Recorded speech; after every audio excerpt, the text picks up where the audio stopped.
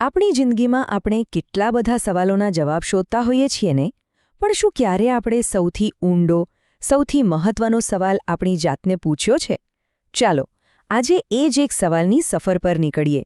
હું કોણ છું? હું કોણ છું? બસ આ 3 શબ્દો. પણ આ કોઈ સાધારણ સવાલ નથી હો. આ તો એક એવો દરવાજો છે જે આપણને આપણા અસ્તિત્વના એકદમ કેન્દ્ર સુધી લઈ જાય છે. પણ ઘણીવાર આપણે આ સવાલથી દૂર ભાગીએ છીએ. કેમ? આપણે દુનિયાભરના સવાલો પૂછીએ છીએ, ખરું ને?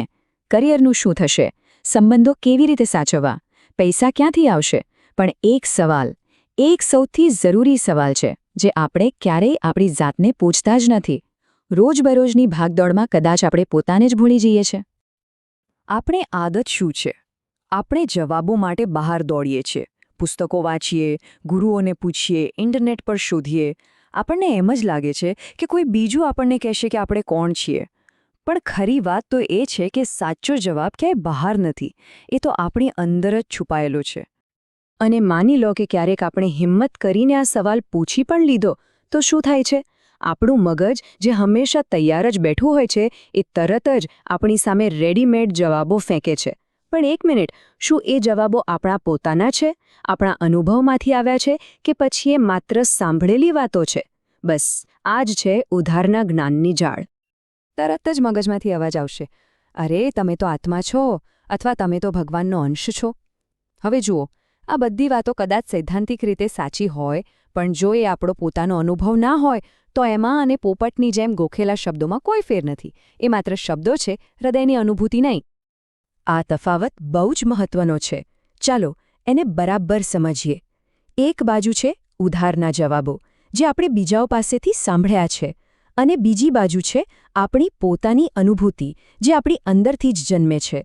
એક ફક્ત ગોખણપટ્ટી છે, જેને આપણે વારંવાર બોલ્યા કરીએ છીએ, જ્યારે બીજું એક જીવંત અનુભવ છે, જેને આપણે જીવીએ છીએ. એટલે જ એક કૃત્રિમ અને બહારનું છે, જ્યારે બીજું એકદમ સાચું, પ્રમાણિક અને આપણું પોતાનું છે.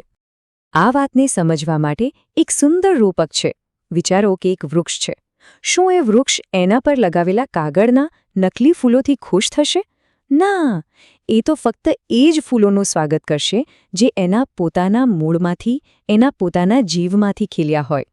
તો હવે સવાલ એ છે કે આપણે આપણા જીવનના વૃક્ષ પર કયા ફૂલો ઈચ્છીએ છીએ? બીજાના લગાવેલા નકલી ફૂલો, કે પછી ધીરજ રાખીને આપણા પોતાના મૂળમાંથી ખીલેલા અસલી ફૂલો? તો હવે મોટો સવાલ એ છે કે જો ઉધારના જવાબો કામના નથી, તો પછી સાચો જવાબ શોધવો કેવી રીતે?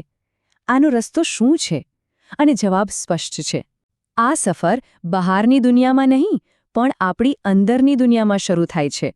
આ જ છે આપણા મૂળ સુધી પહોંચવાની યાત્રા. શું આ તપાસ, આ શબ્દનો અર્થ શું છે? આનો અર્થ ખાલી મગજમાં હું કોણ છું એવું વિચાર્યા કરવાનું નથી. ના, આનો અર્થ છે કે આ પ્રશ્નને આપણા શ્વાસમાં ઉતારી દેવો, આપણા હૃદયના દરેક ધબકારા સાથે એને અનુભવવો, આપણા અસ્તિત્વના દરેક કણમાં એને ગુંજવા દેવો, એટલો ઊંડે સુધી કે એ બીજાના આપેલા જવાબોના બધા પડદા ચીરીને આરપાર નીકળી જાય. હવે આ અંદરની શોધ માટે 3 વસ્તુઓ ખૂબ જ જરૂરી છે. પહેલું છે ત્વરા.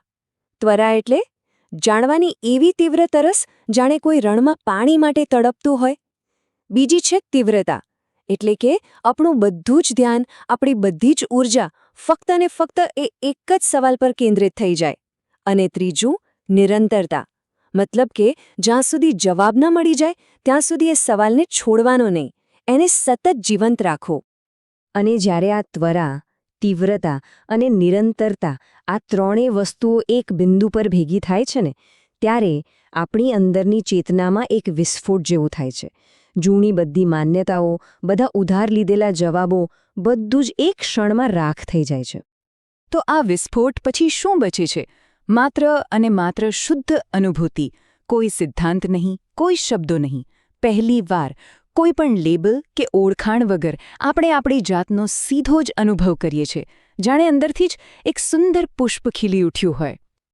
અને અહીંયા સૌથી મજાની વાત શું ખબર છે? કે જવાબ કોઈ શબ્દોમાં નથી મળતો.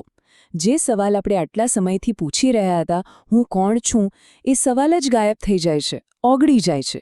અને એની જગ્યાએ બસ એક શાંત, સ્પષ્ટ અનુભવ રહી જાય છે. એટલે કે સવાલ પૂછવાની પ્રક્રિયા પોતે જ જવાબ બની જાય છે. આ કોઈ બુદ્ધિની કસરત નથી, સમજી ગયા? આ તો એકદમ કુદરતી ઘટના છે. જેમ એક વૃક્ષને બરાબર ખબર હોય છે કે ક્યારે ફૂલ ખીલવવું છે, એવી જ રીતે આપણી ચેતના પણ સાચા સમયે જવાબને પ્રગટ કરે છે. ક્યાંય બહારથી નહીં, પણ બિલકુલ આપણી અંદરથી. તો આ બધી મહેનત પછી આ આત્મજ્ઞાનથી શું મળે છે? શું ફક્ત એક બૌદ્ધિક જવાબ કે હું આત્મા છું? ના, બિલકુલ નહીં. આ અનુભવ આપણા જીવવાની રીતને જળમૂળથી બદલી નાખે છે. જીવન જે પહેલાં એક બોજ લાગતું હતું, એ હવે એક સુંદર નૃત્ય બની જાય છે. જેમ પેલું વૃક્ષ પોતાના ફૂલો દ્વારા પોતાનું સૌંદર્ય અને પોતાનું ગીત વ્યક્ત કરે છે, બરાબર એ જ રીતે જે વ્યક્તિને આત્મજ્ઞાન થયું હોય એ પોતાના દરેક કામ દ્વારા, પોતાના અસ્તિત્વ દ્વારા જીવનનો સાચો આનંદ અને અર્થ વ્યક્ત કરવા લાગે છે. તો આ સ્વશોધના ફળ કયા છે? એનાથી જીવનને પોતાનું ગીત મળે છે. આપણું અસ્તિત્વ એક નૃત્ય બની જાય છે. સાચા આનંદની અનુભૂતિ થાય છે.